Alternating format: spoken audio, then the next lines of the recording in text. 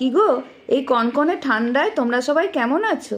জানো তো, শীতকাল না আমার খুব পছন্দের একটা সময়। এই সময় আরেকটা জিনিস যেটা খুব ভালো লাগে সেটা হলো শীতে নানা রকম সবজি বাজার। আর সেই বাজার করার নেশা হয়েছে আমার ছেলেরও। আগের দিন ও অফিস থেকে ফেরার সময় এক ব্যাগ বাজার ভর্তি করে এনেছিল।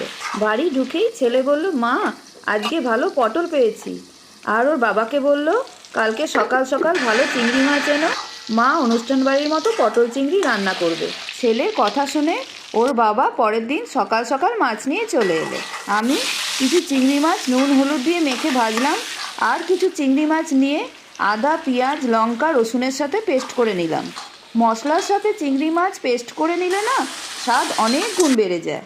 এবার তেলে ফোড়ন দেওয়ার পর আলুগুলোকে দিয়ে একে একে সমস্ত গুঁড়ো মশলা ছড়িয়ে নাড়িয়ে নেওয়ার পর চিংড়ি মাছের পেস্টটা দিয়ে ভালো করে কষিয়ে নিলাম। তারপর টমেটো কুচি আর তার সাথে আগে থেকে ভেজে রাখা পটলগুলো দিয়ে ভালোভাবে কষিয়ে জল দিয়ে কিছুক্ষণ ফুটিয়ে নিলাম। এবার স্বাদ অনুযায়ী চিনি দেওয়ার পর ভেজে রাখা চিংড়ি মাছগুলোকে দিয়ে কিছুক্ষণ নাড়িয়ে ঘি গরম মশলা ধনেপাতা দিয়ে নামিয়ে নিলাম। আজ তাহলে আসি। অনেক ভালোবাসা নিয়ে ভালো থেকো তোমরা। ধন্যবাদ।